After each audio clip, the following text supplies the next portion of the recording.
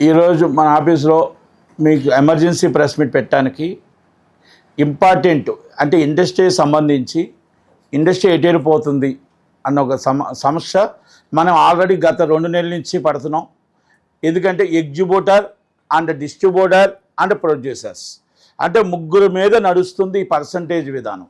ఈ పర్సంటేజ్ విధానంలో అసలు ఏంటి సబ్ కమిటీ ఏంటి, ఆ సబ్ కమిటీలో అసలు ప్రాబ్లమ్స్ ఏంటి, అసలు ఎగ్జిబ్యూటర్లకి ఏ విధంగా చేయాలి. ఎందుకంటే పెద్ద రిలీజ్ అయిపోయిన తర్వాత మళ్ళీ నేను ఎందుకు ప్రెస్ మీట్ పెట్టంటే ప్రెస్ మీట్ పెట్టకూడదు, యాక్చువల్గా పెట్టకూడదు.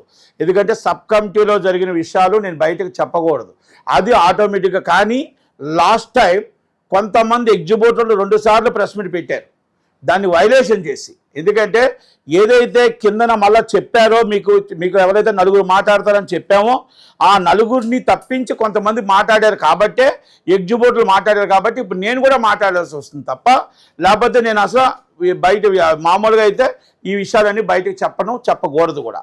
కానీ ఇప్పుడు గత్యంతరం పరిస్థితి. ఈరోజు నిర్మాత అంటే పరిస్థితి ఏంటి, ఎగ్జిబ్యూటర్ అంటే పరిస్థితి ఏంటి, డిస్ట్రిబ్యూటర్ అంటే పరిస్థితి ఏంటి, కొన్ని కారణాలు ఉన్నాయి. ఇప్పుడు నిర్మాత, డిస్ట్రిబ్యూటర్, ఎగ్జిబ్యూటర్, లీజ్ ఓనర్, ఈ లీజ్ ఓనర్స్ వల్ల వస్తున్న అగాధమే ఈ ప్రాబ్లం వస్తుంది. అయితే ఇక్కడ లీజ్ ఓనర్స్ ఎవరున్నారు ఏంటి అని పేర్లు 10 సార్లు మనకు అవసరం లేదు. కానీ నేనేమన్నానంటే ఎగ్జిబ్యూటరు ఇబ్బందుల్లో ఉన్నాడు అనేది సింగిల్ స్క్రీన్స్ ఇబ్బంది వాస్తవం. దాంట్లో మనం ఏ కోసానా కూడా వాళ్ళని ఇబ్బంది పడుతున్నారు అనేది వాస్తవం. దానివల్ల కొన్ని సినిమాలు కరెక్ట్గా హీరోలు కొన్ని తక్కువ సినిమాలు చేయడం వల్ల, సినిమాలు రన్నింగ్ రాకపోవడం వల్ల, సినిమాలు కొన్ని ఫ్లాప్స్ రావడం వల్ల, కొన్ని సినిమాలు ఇబ్బంది పడడం వల్ల అది ఎగ్జిబ్యూటర్ రన్నింగ్ రావట్లేదు, ఆ రన్ రేటు వల్ల వాళ్ళకి ఇబ్బందులు పడుతున్నారు అనేది ఇది వాస్తవాలు మనం ఒప్పుకోవాలి. అలాగే పండగ సినిమా తర్వాత మళ్ళీ సినిమాలు లేవు, మళ్ళీ రావట్లేదు, మధ్యలో సినిమాలు ఆడట్లేదు, మళ్ళీ పెద్ది ఊపిరిచ్చింది. పెద్ది అనే సినిమా మళ్ళీ ఎగ్జిబ్యూటర్కి ఊపిరిచ్చింది. అయితే సబ్ కమిటీలో ఇక్కడ నిర్మాతలు అందరి అభిప్రాయం కొంతమంది చెప్పలేకపోతున్నారు, కొంతమందికి భయపడుతున్నారు, కొంతమంది లావాదేవీలు ఉన్నాయని బాధపడుతున్నారు, కొంతమంది బయట ఏంటిది ఇలాగా మాకు న్యాయం జరగదా అన్న ఒక ఫీలింగ్లు ఉన్నారు. నేను అన్నదంతా మీకు ఒకటే చెప్తున్నా. ఇక్కడ సబ్ కమిటీలో ఉన్న అభిప్రాయాలు చాలామంది అభిప్రాయాలు అలాగే ఉన్నాయి. ఇది నా అభిప్రాయం, ఇది నా అభిప్రాయం, నిర్మాతల అభిప్రాయం. సురేష్ బాబు గారు కానీ దిల్ రాజు గారు కానీ మాకు వ్యక్తిగతంగా ఏమీ లేవు. సురేష్ బాబు గారు అంటే మాకు గౌరవం ఉంది. సురేష్ బాబు గారు అంటే మాకు ఆయన వ్యక్తిగతంగా మాకు చాలా పరిచయాలు ఉన్నాయి. అయితే సురేష్ బాబు గారు దిల్ రాజు గారి మీద కూడా మాకు వ్యక్తిగతంగా ఏమీ లేవు. ఇష్యూస్ బేస్డ్ మాత్రమే ఉన్నాయి తప్ప ఇష్యూలో మాది ఆయనకు నచ్చకపోవచ్చు, ఆయన మాకు నచ్చకపోవచ్చు, ఈ విషయాలు తప్ప వ్యక్తిగతంగా లేవు. సురేష్ బాబు గారు is a president and Suresh Babu గారు is already theatre owner and lease owner and producer and distributor. అయితే ఇక్కడ సబ్ కమిటీకి చైర్మన్గా ఆయన వ్యవహరిస్తున్నారు. సబ్ కమిటీకి 4 ఉండాలి అని అనుకున్నాం. 4లో కేఎల్ నారాయణ గారు ఒకరు, అల్లు అరవింద్ గారు ఒకరు, దిల్ రాజు గారు ఒకరు, సురేష్ బాబు గారు ఒకరు. ఇక్కడ సబ్ కమిటీకి నేను ప్రసన్న కుమార్ గారు లేరు అంటే నేను సబ్ కమిటీకి వెళ్ళాను. ఫస్ట్ సబ్ కమిటీలో నన్ను వేస్తే వద్దని చెప్పాను. ఎందుకంటే సబ్ కమిటీ అందరూ మన వాళ్ళే ఉన్నారు, పోరాడే వాళ్ళు ఉన్నారు, గట్టిగా మాట్లాడే వాళ్ళు నిర్మాతల వైపు ఉన్నారు, అందరి వైపు ఉన్నారు. ఓకే, కాకపోతే ఇక్కడ ఎవరో అందరూ అన్నదమ్ములమే కూర్చొని చేసుకోవాల్సిన విషయాలు. అయితే ఇక్కడ ఎంత చూసినా కూడా పర్సంటేజ్ విధానంకి ప్రొడ్యూసర్లు అబ్జెక్షన్ లేదు, డిస్ట్రిబ్యూటర్లకు అబ్జెక్షన్ లేదు. కానీ డిస్ట్రిబ్యూటర్ల వ్యవస్థ రావట్లేదే, డిస్ట్రిబ్యూటర్ల కోసం మాట్లాడట్లేదే. అయితే ఇక్కడ ప్రొడ్యూసర్ వ్యవస్థ కానీ ఎగ్జిబ్యూటర్ వ్యవస్థకి ఇద్దరికి లింక్స్ లేవు. ఇక్కడ డిస్ట్రిబ్యూషన్ వ్యవస్థ ఉంది. ఇక్కడ డిస్ట్రిబ్యూషన్ వ్యవస్థ అనేది ఇంకా ఉంది కాబట్టి ప్రొడ్యూసర్ అండ్ ఎగ్జిబ్యూటర్ ఇద్దరికి డైరెక్ట్ రేపోలేదు. ఇది డైరెక్ట్గా చేసుకునేటట్టు గతంలో అక్కడున్నాయి, ఇది సౌత్ ఇండియాలో కొన్ని వాటిలో ఉన్నాయి తప్ప ఇక్కడ లేదు. కనుక డైరెక్ట్గా డిస్ట్రిబ్యూటర్ తీసేస్తున్నారు. డిస్ట్రిబ్యూటర్ అనేవాడు ఇక్కడ సినిమా కొనుక్కుంటున్నాడు, అది ఎన్ఆర్ఐకా, ఎంజీకా, అవుట్ రైట్గా, లేకపోతే రికవరబుల్గా కొనుక్కుంటున్నాడు.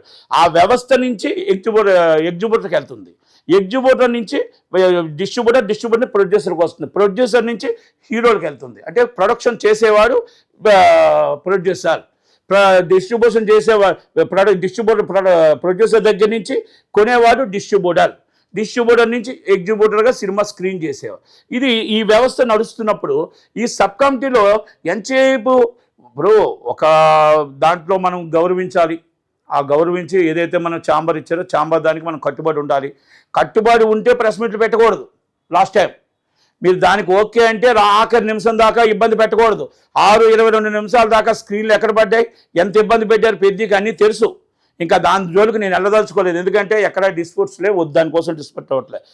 నేనేం అడుగుతున్నానంటే ఇది నా అభిప్రాయం కాదు, నిర్మాతల అభిప్రాయం కూడా మీరు తెలుసుకోండి. నిర్మాతలు డిస్ట్రిబ్యూటర్లు అందరి అభిప్రాయాలు కూడా చాలామంది బయటకు వచ్చి చెప్పుకుంటున్నారు. ఏమన్నారంటే సురేష్ బాబు గారు లీజు ఓనర్గా ఉన్నారు కాబట్టి ఎగ్జిబ్యూటర్లకి ఆయన ఎగ్జిబ్యూటర్లు పక్షపాతిగా ఉంటున్నారు, కనుక మాకు నిర్మాతలకు న్యాయం జరగదేమో, డిస్ట్రిబ్యూటర్లకు న్యాయం జరగదేమో అని ఒక ఫీలింగ్లో ఉన్నారు. దిల్ రాజు గారు ఆయన అక్కడ ఆ ఎఫ్డిసి చైర్మన్గా ఆయన రావాలంటే ఆల్రెడీ తెలుగు ఎఫ్డిసి చైర్మన్ కూడా రావాలి, ఆంధ్రప్రదేశ్ ఎఫ్డిసి చైర్మన్ భరతభూషణ్ గారు కూడా రావాలి. ఒకళ్ళు లేదు పెద్ద మనిషిగా రావాలి అంటే ఇక్కడ ఆయన లీజు ఓనరే, ఈయన లీజు ఓనరే. ఇక్కడ లీజు ఓనర్లకి మీటింగ్ జరగట్లా. ఇక్కడ వస్తున్న గొడవలే లీజు ఓనర్ గొడవ. లీజు ఓనర్స్ కొంతమంది ఈ పెత్తనంతో ఇబ్బంది పడుతున్నాము అనేది కొంత గొడవ జరుగుతుంది. ఆ గొడవలోని ఎగ్జిబ్యూటర్కి నిజమైన బీఫామ్ లైసెన్స్ ఓనర్కి అన్యాయం జరగకూడదు, అలాగే డిస్ట్రిబ్యూటర్కి అన్యాయం జరగకూడదు, ప్రొడ్యూసర్కి అన్యాయం జరగకూడదు.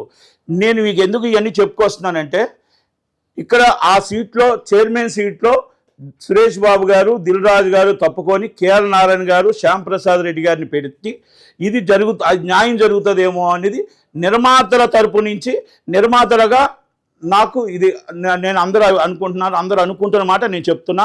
ఇది నిర్మాతలుగా కేఎల్ నారాయణ గారు, శ్యామ్ ప్రసాద్ రెడ్డి గారు ఉంటే వాళ్ళు దేనికి సంబంధం లేదు కాబట్టి సమన్వయం జరుగుతుంది అనేది నా ఉద్దేశం. ఎందుకంటే నేను ఇంకోటి కూడా చెప్తున్నా, సురేష్ బాబు గారి మీద నాకు ఎవరి మీద వ్యక్తిగతం లేదు.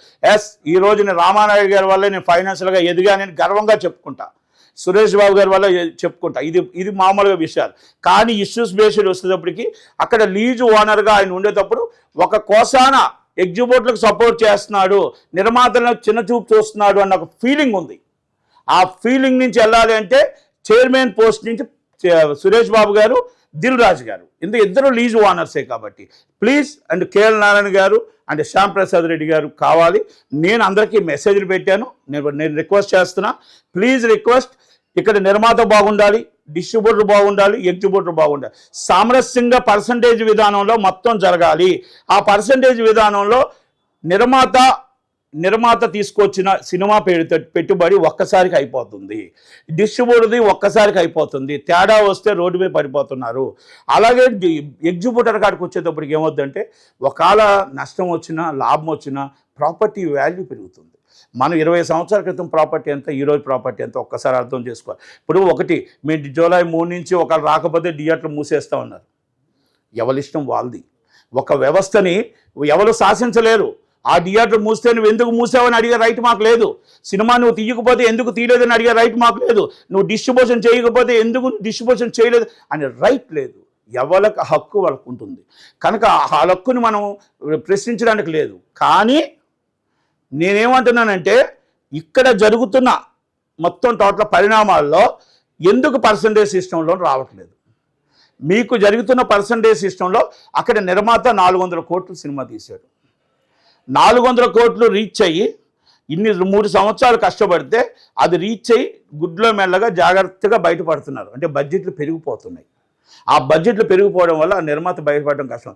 మరి చాలామంది ఓనర్స్ అంటే కొంతమంది అంటున్నారు మరి మీకు లాభాలు వచ్చేస్తున్నాయి కదండి, నష్టం వచ్చిన డబ్బులు మీరు ఇస్తారా? అఖండ ప్రొడ్యూసర్ పరిస్థితి ఈరోజు ఏంటి? అఖండ నష్టం వచ్చిన పరిస్థితి మీరు ఇవ్వగలుగుతారా? మీరు వాటా ఇస్తారా? మీరు దాంట్లో మీ చెరో వాటా ఎగ్జిబ్యూటర్లు వేయగలుగుతారా? మరి ఉస్తాద్ భగత్ సింగ్ నష్టం వస్తే ఉస్తాద్ భగత్ సింగ్ వాటా మీరు వేయగలుగుతారా? అందుకని లాభ నష్టాలు భరించేవాడు ప్రొడ్యూసర్, లాభ నష్టాలు భరించేవాడు డిస్ట్రిబ్యూటర్. మీకు మీ థియేటర్ మీ హక్కు కనుక మనం అన్ని రకాల కరెక్ట్గా సరిపోయే విధంగా మీ కష్టం మీకు ఉంది. దాన్ని మీరు ఇప్పుడు ఎంత పర్సంటేజ్కి ఇబ్బంది పడుతున్నారో ఆ పర్సంటేజ్ సిస్టంలో తీసుకొని మనమేం పర్సంటేజ్ వాళ్ళు అడుగుతున్నారో అది చేయాలి. మీరు గొంతమ్మ కోరికలు కోరడం అనేది కరెక్ట్ కాదు. అలాగని ఇక్కడ నిర్మాత ఇవ్వడానికి నిర్మాత కరెక్ట్గానే ఉన్నాడు, రెడీగానే ఉన్నాడు. ఆల్రెడీ సినిమాలు 31 సినిమాలు రన్నింగ్లో ఉన్నాయి. మీరు ఏ సినిమాలు ఇబ్బంది కలుగుతుందో అన్నీ చూసుకొని చేయాలి తప్ప ఇది ఇక్కడ రోజుకి ఒక టర్న్ అవుతుంది. రోజుకి ఒక టర్న్ అవుతుంది, రోజుకి టర్న్ అవుతూ జూలై 3 నుంచి వాళ్ళు థియేటర్లు బంద్ చేస్తానంటారు. ఓకే, ఎవరి ఇష్టం వాళ్ళది. వాళ్ళు బంద్ చేస్తాను అనడం వాళ్ళ తప్పు.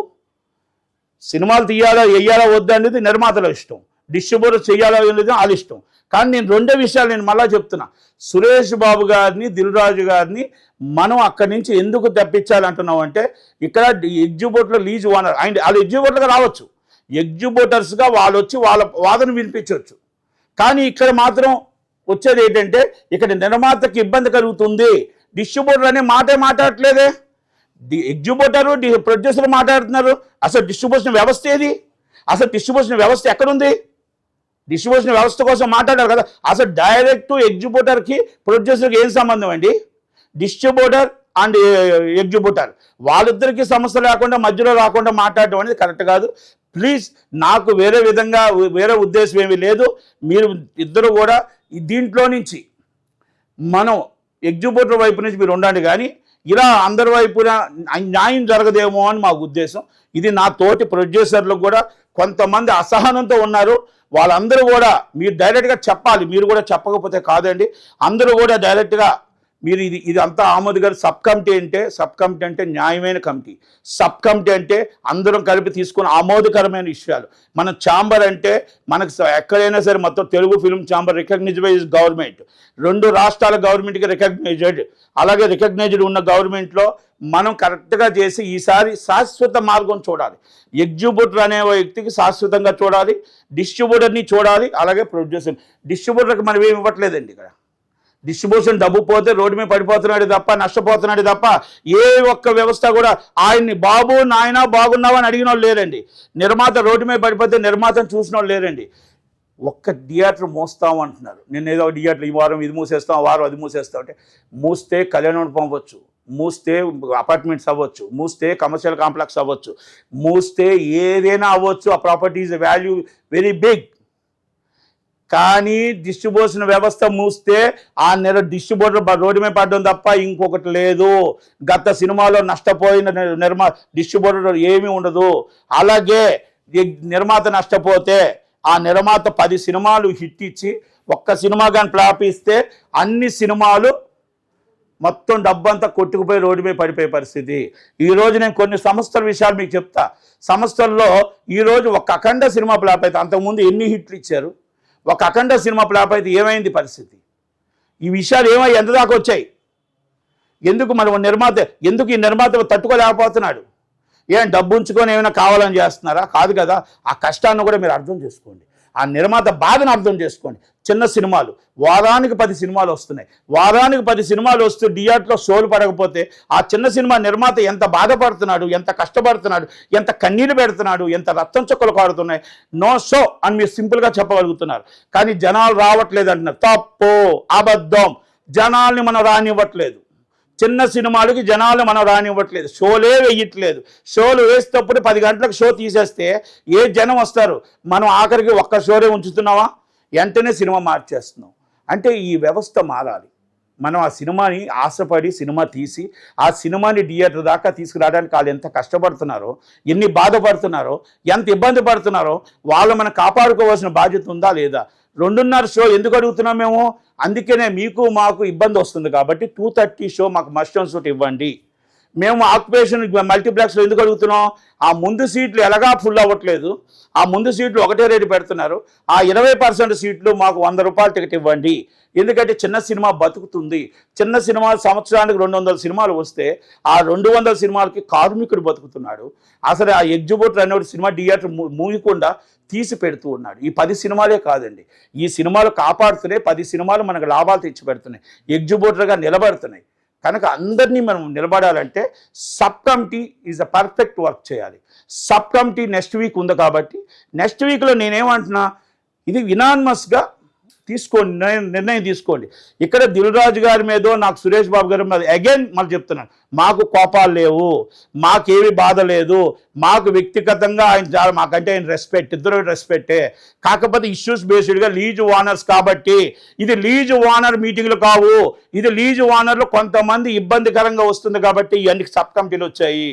కనుక దయచేసి కేఎల్ నారాయణ గారిని, శ్యాంప్రసాద్ రెడ్డి గారిని పెడితే ఈ సబ్ కమిటీ సవ్యంగా జరుగుతుంది. షార్ట్లీ జూన్ 30 లోపల అన్ని మీటింగ్లు అయిపోయి అందరికి ఆమోదకరంగా ఉంటుంది అనేది ఇది నా సూచన. నేను బయటికి చెప్పడానికి కారణాలు ఏంటంటే అందరికీ మెంబర్స్ అందరికీ కూడా మెసేజ్ పెట్టాను. మళ్ళీ ఎందుకు ఈ రూపాన చెప్తున్నానంటే ఇప్పుడు మనం చెప్పకపోతే ఇప్పుడు మైక్ రూపంగా అయినా చెప్పాలి, లోన్ అయినా చెప్పాలి. లోన్ చెప్పడానికి నాకు అవకాశం లేదు కాబట్టి మైక్ రూపంగా చెప్తున్నాను. ఇంకొకటి కూడా చెప్పొచ్చు, బయట విషయాలు మైక్ చెప్పకూడదని. అది ఎగ్జిక్యూటివ్లు కూడా చెప్పాలండి. కొంతమంది మీటింగ్ ఇక్కడ ఓకే అయిపోయిన తర్వాత మీటింగ్ 2 సార్లు ప్రెస్ మీట్ పెట్టిన వాళ్ళు, మళ్ళీ చిరంజీవి గారి దగ్గర 2 సార్లు వెళ్ళిన వాళ్ళు కూడా ప్రెస్ మీట్లు పెట్టి పబ్లిక్గా తెలియపరిచారు. కాబట్టే ఇది నిర్మాతల తరపు నుంచి నేను తెలియపరుస్తున్నా. ఇది నా ఒక్క అభిప్రాయం అని మీరు అనుకుంటే తప్పు. ఇది అందరు మెజార్టీ అభిప్రాయం మాత్రం దీంట్లో ఇలా చేస్తే బాగుంటుందని అనుకుంటున్నారు. కాబట్టి దయచేసి పెద్దలందరూ నిర్ణయం తీసుకొని ఇది కేఎల్ నారాయణ, శ్యాంప్రసాద్ రెడ్డి గారిని పెట్టి మనం ఎగ్జిక్యూటివ్గా ఆయన ఎగ్జిక్యూటివ్ వైపు ఉండి మాట్లాడితే బాగుంటుందని నా ఉద్దేశం. నిర్మాతలు అందరూ కూడా మా చిన్న సినిమా నిర్మాతని, పెద్ద సినిమాలని చూసి పర్సంటేజ్ విధానంగా ఎగ్జిక్యూటివ్ వ్యవస్థ దెబ్బతినకుండా, సింగిల్ స్క్రీన్ల వ్యవస్థ దెబ్బతినకుండా, డిస్ట్రిబ్యూషన్ వ్యవస్థ దెబ్బతినకుండా అన్ని నిర్ణయాలు మంచిగా తీసుకొని ఇంకా శాశ్వత మార్గం తీసుకుంటారని అందరికీ నేను రిక్వెస్ట్ చేస్తూ ప్లీజ్ అండ్ ఇలా చేస్తే బాగుంటుందనేది మెజార్టీ నిర్ణయం. కాబట్టి ఇది మెజార్టీ తరపునే నేను చెప్తున్నాను. నేను మళ్ళీ మెజార్టీ తరపు చాలామంది అంటారు నట్టుకుమార్ ఒక్కడే వస్తాడు కదా ఇంకెవరు రాదేంటి అని. ఎస్, లావాదేవీలు ఉండొచ్చు, భయం ఉండొచ్చు.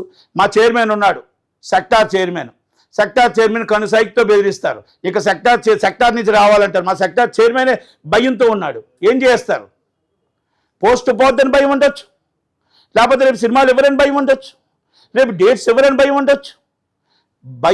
భయం గుప్పుట్లో ఇండస్ట్రీ ఉంది. అది నటుకుమార్కి భయం లేదా అంటే చావుకి భయం లేదు, దేనికి భయం లేదు. నాకు సినిమా ఇస్తారు ఎవరని భయం లేదు, వ్యాపారం మానేస్తారని భయం లేదు. దేనికైనా సిద్ధపడే నేను దీనికి వస్తాను తప్ప నేను ఎవరి దగ్గర సలాం చేసుకుంటూ గులాం చేసుకుంటూ బతికే మనిషిని కాదు. కాబట్టి ఉన్నది ఉన్నట్టు మాట్లాడతా. నేను మాట్లాడేది నిజం నిజం నిజం. Thank you very much Nattukumar. ఇప్పుడు జూలై 3 అంటే మా ఛాంబర్ కాదు, మా ఛాంబర్ కాదు, అనదర్ ఛాంబర్. వాళ్ళ మనుషులు వచ్చి మేము జూలై 3 దాకా టైం అండి, జూలై 3 తర్వాత మేము థియేటర్స్ బంద్ చేస్తామంటే మా వాళ్ళు ఏమన్నారంటే మీ ఇష్టం, మీరు బంద్ చేసుకుని మీ హక్కు ఉంది, మేము సినిమాలు వేయాలా లేదని మా హక్కు ఉంటుంది. Is a right. పర్సంటేజ్ ఇవ్వడానికి ఎవరు అబ్జెక్షన్ చేయట్లేదు.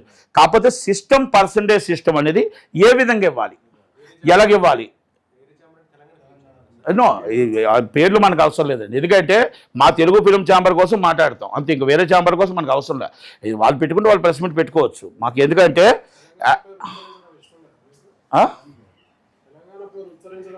100% మాకేం ఇబ్బంది లేదు. ఎందుకంటే వాళ్ళ రైట్ వాళ్ళకు ఉంటుంది. No is the right. వాళ్ళ రైట్ వాళ్ళకు ఉంటుంది, నా రైట్ నాకు ఉంటుంది. అలాగే వాళ్ళ రైట్ వాళ్ళకు ఉంటుంది, తప్పులేదు దాంట్లో. నేనేమంటున్నానంటే వాళ్ళు జూలై 3వ తారీఖు నాడు మాకు అవ్వకపోతే అనేది వాళ్ళ రైట్. అది ఇప్పుడు నిర్మాతలు సినిమా చెయ్యాలా వద్దా, రిలీజ్ చేయాలా వద్దా నిర్మాతలు ఇష్టం, డిస్ట్రిబ్యూషన్ చెయ్యాలా వద్దా అనేది డిస్ట్రిబ్యూటర్లు ఇష్టం. అయితే ఇక్కడ ఏంటంటే నిర్మాతలు పర్సంటేజ్ సిస్టమ్ ఇవ్వనంటే బాధపడాలి. కానీ ఆ పర్సంటేజ్ సిస్టమ్ ఇవ్వడానికి ఏ విధంగా ఇస్తే ఇక్కడ బడ్జెట్ ఎంత అవుతుంది, ఏ విధంగా ఇవ్వాలి, అలాగే డిస్ట్రిబ్యూషన్ వ్యవస్థకి ఏ పర్సంటేజ్ సిస్టంలో ఇస్తే మనకి బయట వస్తుంది. అలాగే ఎగ్జిక్యూటివ్ కూడా ఇప్పుడు వస్తున్న అమౌంట్ బట్టి ఇప్పుడు పెద్ద వచ్చింది రికార్డు. పెద్ద ఒక దాంట్లో 50 లక్షలు వచ్చింది. మనం 7,30,000 రెంట్ ఇస్తున్నాం. 50,000కి 7 లక్షల రూపాయలకి ఎంత పర్సంటేజ్ పెట్టాలి? ఒక 2 లక్షలు పెరిగితే సరిపోతుందా, ఒక 1,50,000 పెరిగితే సరిపోద్దా, 3 లక్షలు పెరిగితే సరిపోద్దా చూస్తాం. కానీ ఒక 50 లక్షలు 25 లక్షలు కావాలంటే ఇవ్వం కదా. ఇప్పుడు ఆలోచన మనం పెట్టుకోవాలి. ఎగ్జిక్యూటివ్లు కూడా ఆలోచన ఏంటి, మనం 50 లక్షల రూపాయలు ఇప్పుడు కలెక్ట్ చేసిన దానికి 7.30 రెంట్ ఇచ్చాం. ఆ 7.30 రెంట్ని మనం ఎలాగలుగుతాం? మీరు డబల్ అడగొచ్చు, డబల్లో దాంట్లో తగ్గించి అడగొచ్చు. కానీ ఎంటైర్ మొత్తం 200% 50% అడిగితే కాదు కదా. ఎందుకంటే 7 లక్షల నుంచి 25 లక్షలకి వెళ్దాం. కనుక 7 లక్షల నుంచి 8,50,000కి వెళ్ళొచ్చు, 9కి వెళ్ళొచ్చు, 9,50కి వెళ్ళొచ్చు. మీరు సెకండ్ వీక్ పర్సెంటేజ్ ఇవన్నీ మనం మాట్లాడుకోవాల్సిన విషయాలు. సిస్టమ్ కరెక్ట్గా పర్సంటేజ్ సిస్టమ్కి మళ్ళీ మీరు నిన్న రాసిన విషయాలు కూడా చెప్తా. పర్సంటేజ్ సిస్టమ్కి అంగీకారమే, దానికి ఎవరో వ్యతిరేకం కాదు. సిస్టంలో కరెక్ట్గా డిస్ట్రిబ్యూటర్కి ఏంటి, ఎన్ఆర్ఏ కొంటే పరిస్థితి ఏంటి, బాస్ ఆయన నిర్మాత సినిమా కొంటే ఆ నిర్మాత రేపు నష్టం వస్తే పరిస్థితి ఏంటి? ఎగ్జిబ్యూటర్ వ్యవస్థకి ఎగ్జిబ్యూటర్ కాపాడుకోవడం ఎంత కష్టమో, ఎగ్జిబ్యూటర్ కాపాడుకోవడం ఎంత విషయం, అలాగే డిస్ట్రిబ్యూటర్ని కాపాడుకోవాలి. డిస్ట్రిబ్యూషన్ వ్యవస్థను ఎంత కాపాడుకోవాలో నిర్మాతలను కాపాడుకోవాలా. ఎందుకు నిర్మాతలు కాపాడుకోవాలంటే నిర్మాతలు కాపాడుకోకపోతే రేపు సినిమాలు అనేది రేపు రాకపోతే, డిస్ట్రిబ్యూషన్ వ్యవస్థ లేకపోతే రేపు ఎగ్జిబ్యూటర్ వ్యవస్థ ఉంటుందా? తీసేవాడే లేకపోతే చూసేవాడే ఎక్కడ ఉంటాడు? చాలామంది అనవచ్చు మేము థియేటర్ మూసేస్తా అంటే ఓటీటీలు పెరిగాయి, ఏటీటీలు పెరిగాయి. మామూలుగా ఇప్పుడు మొత్తం టోటల్గా ఎవ్రీడే మామూలుగా సినిమాలన్నీ కూడా డైరెక్ట్ ఇన్ఫ్యాక్ట్ వచ్చాయి. మీకు డిటిహెచ్లో డైరెక్ట్ టెలిస్క్రీన్ వచ్చాయి. ఇప్పుడు కొన్ని మార్పులు అటు రాకూడదు. ఆ మార్పులు రాకుండా సింగిల్ స్క్రీన్ వ్యవస్థ ఉండాలి, మల్టీప్లెక్స్ వ్యవస్థ ఉండాలి, అలాగే ప్రొడ్యూసర్ వ్యవస్థ కూడా ఉండాలి. ప్రొడ్యూసర్ సినిమా తీస్తాడు, హీరో ప్రొడ్యూసర్ అవ్వడు కనుక, హీరోయిన్ ప్రొడ్యూసర్ అవ్వదు కనుక ప్రొడ్యూసర్ వ్యవస్థ ఉండాలి, డిస్ట్రిబ్యూషన్ వ్యవస్థ ఉండాలి, ఎగ్జిబ్యూటర్ వ్యవస్థ ఉండాలి. అది కూర్చొని మాట్లాడుకొని చక్కగా ఆ దాంట్లో లీజు ఓనర్లకి సంబంధం ఏంటి? లీజు ఓనర్లు దాన్ని పెత్తనం చేయకూడదని మా ఉద్దేశం. అంతకని ఇంక మేమేం మాట్లాడలే. ఎగ్జిబ్యూటర్ బీఫామ్ లైసెన్స్ ఓనర్కి మేము దండం పెడతాం, స్వాగతిస్తాం. దాని కష్టాన్ని మేము అర్థం చేసుకుంటాం, వాళ్ళ బాధను అర్థం చేసుకుంటాం. నిజమైన ఓనర్ కోసం మేము ఎంతైనా చేస్తాం. కానీ మీ డబ్బు కొంతమంది లీజు ఓనర్లకు వెళ్తుంది అనేది ఇది వాస్తవం, జగనరిగిన సత్యం. ఇక నేను ఇప్పుడు ఇవన్నీ చెప్పాను కదా, ఎవరైనా నాకు కౌంటర్ పెడితే దానికి నేను చక్కగా వివరంగా పెద్ద సినిమాలో లీజు ఓనర్లకు ఎంత వెళ్ళింది, ఎంత డబ్బులు మొత్తం టోటల్గా డిస్ట్రిబ్యూషన్ వ్యవస్థకి ఎగ్జిబ్యూటర్ వ్యవస్థకి వెళ్ళింది, ఇవన్నీ వివరాలుగా చెప్తాను. ఎందుకంటే నేను ఓన్లీ ఇష్యూస్ బేస్డే మాట్లాడా, ఇష్యూస్ బేస్డే క్లోజ్ చేశా. మళ్ళీ దిల్రాజు చాలామంది అనుకుంటున్నారు దిల్రాజు గారికి నట్టుకుమార్కి ఏదైంది, ఏం అవ్వదండి. ఈజ్ ఆల్రెడీ బయట మామూలుగా ఫ్రెండ్సే. కానీ ఇష్యూస్ బేస్డ్ మాత్రం 100% ఆయన్ని మనం ప్రశ్నిస్తూనే ఉంటాం. ఒక ఎఫ్డీసీ చైర్మన్గా అందరూ తరపున ఉండాలా, అందరూ కావాల్సిన వాళ్ళు ఉండాలా. ఇది వన్ సైడ్ చేస్తే కరెక్ట్ కాదు అనేది. ఇంకొకటి విషయాలు కూడా ఇంకా దీన్ని వేరే విషయాల నుంచి వెళ్ళదలుచుకోలేదు. మళ్ళీ నేను ఊరు వెళ్తున్నాను, 2 days తర్వాత వస్తాను. ఏదైనా ఉంటే తప్పకుండా చెప్తాను. Thank you very much. Thank you.